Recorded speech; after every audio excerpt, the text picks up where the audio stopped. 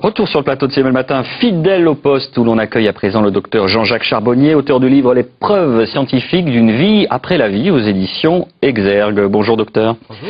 Vous êtes anesthésiste réanimateur. Ce livre est en quelque sorte un condensé à la fois de vos expériences professionnelles et de vos recherches personnelles. Alors initialement, première question, pourquoi ce livre? Pourquoi avoir besoin de preuves justement pour étayer vos théories? Pourquoi ce livre? Parce qu'il n'existait pas. Voilà.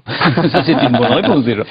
Les preuves scientifiques sont là. On a maintenant des preuves scientifiques médicales. La médecine est une science. Et on a la preuve que lorsque le cerveau s'arrête de fonctionner, c'est-à-dire la définition actuelle de la mort clinique, eh bien les gens étaient capables d'avoir une perception, une cognition, ils étaient capables de voir ce qui se passait autour d'eux, ils étaient capables d'appréhender même ce qui se passait à distance de leur corps physique, au moment même où leur cerveau ne fonctionne plus. Donc, à moins d'être complètement bouché, eh bien, on a là la preuve que l'après-vie existe, qu'il existe une forme de vie et de conscience après la mort. Donc, c'est tout à fait révolutionnaire.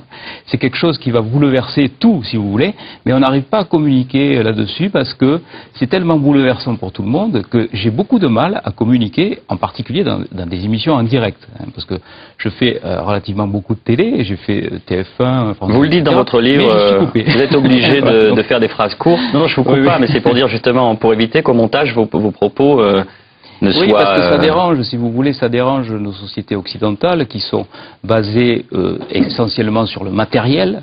On est dans une société où il faut produire, où il faut travailler plus pour gagner plus. Enfin bon, je ne veux pas faire de politique, mais on est dans cette logique-là, avec au-dessus le tabou de la mort qui plane. Et ce tabou de la mort, on en a besoin dans une société qui fonctionne comme ça parce qu'il n'y a pas cette dimension spirituelle, si vous voulez, qui éloigne tout ça. Donc on est dans une société de peur, on est dans une société où on ne peut pas parler de ces choses-là, du spirituel, parce que c'est contre nature, c'est contre la nature même du monde occidental. C'est pour ça que j'ai voulu écrire ce livre. Il y a beaucoup de témoignages dans ce livre. Il y a mon ami Jean Morzel qui a écrit lui aussi un livre qui s'appelle Tout commence après, publié aux éditions CLC, qui lui donc a vécu une expérience pendant une période de coma, pendant une anesthésie en particulier. Il est sorti de son corps, il a pu traverser les murs, il a pu décrire une plaque qui était située sous la table d'opération, et tout ceci a pu être vérifié. Donc ça veut bien dire qu'à un moment donné, on est capable de sortir de son corps. Ça semble ahurissant, c'est un petit peu farfelu de raconter ça actuellement. Mais pourtant, les preuves sont là, et ce sont des preuves scientifiques, ce sont des preuves médicales. Les gens, donc, avec une activité cérébrale nulle, sont capables d'avoir une perception. Et ça, bon, c'est... La question qu'on peut se poser, donc c'est ce qu'on appelle une expérience de mort imminente, la Near Death Experience en anglais, c'est cela? Oui. La question qu'on peut se poser, c'est, dans les témoignages, ils sont relativement concordants. Alors, est-ce que c'est parce qu'il y a ce socle commun de culture qui dit, même si on a perdu de la spiritualité, on baigne quand même en France dans la culture judéo-chrétienne, donc ce qu'on appelle ce tunnel, cette lumière blanche, tout ça, on peut l'expliquer aussi par ce socle commun. Je me fais l'avocat des rationalistes, justement. Oui, mais vous avez tout à fait raison. Il y a un tas d'invariants. On a tout un système d'éléments récurrents. Dans les témoignages qui ne changent pas, des choses qui ne changent pas. Mais imprégné d'une certaine culture quand même. C'est un petit peu comme si vous preniez un Russe, un Anglais, un Français, un Esquimau, et puis que vous l'envoyez en Espagne. Bon, ils vont avoir un discours différent, mais on verra bien au bout du compte qu'ils sont allés en Espagne. Bon, mais là c'est un petit peu la même chose. Ils sont allés de l'autre côté, parce qu'on ne peut plus dire maintenant qu'on ne sait plus ce qui se passe après la vie, au moment de la mort, puisque ces gens sont véritablement morts quand même.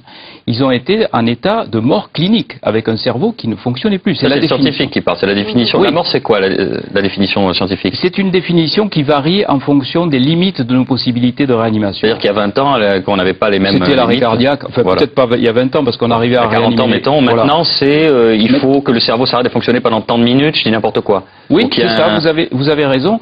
Il faut...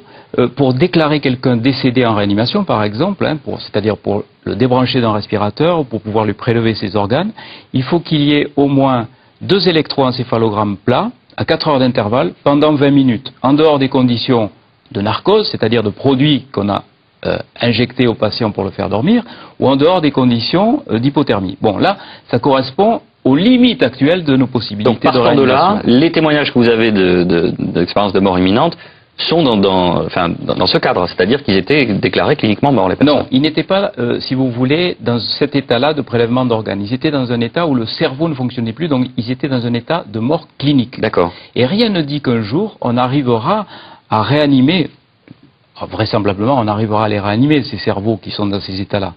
Un jour, dans 10 ans... Mais on n'a pas d'explication du fait que le cerveau est censé être arrêté, et pourtant ils ont cette expérience-là, il a décrit vos retours. Ça, parce que si vous voulez, les matérialistes, ils disent quoi? Ils essayent de trouver toutes les clés au niveau de la matière cérébrale. Hein. Ils disent que le cerveau est l'explication de la conscience. Vous dites, faites le petit pas de côté, le pas spirituel.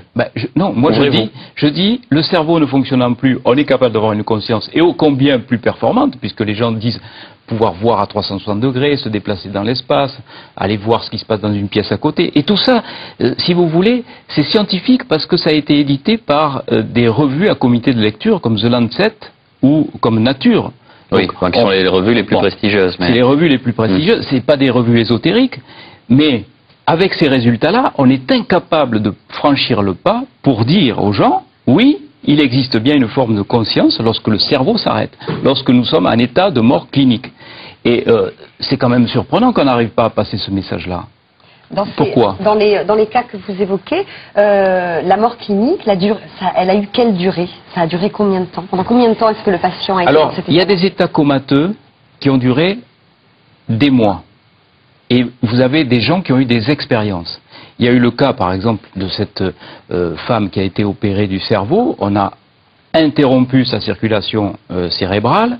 On l'a opéré d'un anévrisme cérébral. On a fait baisser sa température corporelle très très bas. Son cerveau à 15,5 degrés.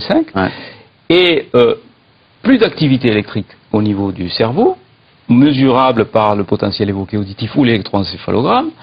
Plus aucune activité, plus aucune façon d'avoir une conscience, et pourtant, à son réveil, cette patiente décrit toute l'intervention, les instruments qui ont été utilisés, que les chirurgiens ont mis dans son cerveau, la conversation qui a eu lieu entre le chirurgien et le cardiologue qui avait voulu assister à l'intervention. Alors, elle a entendu avec autre chose que ses oreilles, elle a vu avec autre chose que ses yeux, elle a eu une conscience avec autre chose que son cerveau. C'est peut-être ça la démarche la plus difficile à accepter. Mais vous êtes en train de, entre les lignes, voilà. Ça veut dire une forme de télépathie, une forme de communication sensorielle différente. Il suffit d'accepter ce principe, qui est évident maintenant qu'on a tous ces éléments-là, que la conscience n'est pas le fruit du cerveau, que la conscience n'est pas sécrétée par le cerveau, comme le foie sécrète la bile, tout simplement. Et où le siège de la conscience? Je pense qu'elle est à l'extérieur, et on arrivera à le prouver le jour, mais ça arrivera un jour. Je suis persuadé, si l'humanité est assez sage pour vivre autant de temps encore, mais d'ici quelques siècles, probablement... Si on ne se fait pas tous péter avec une bombe, oui.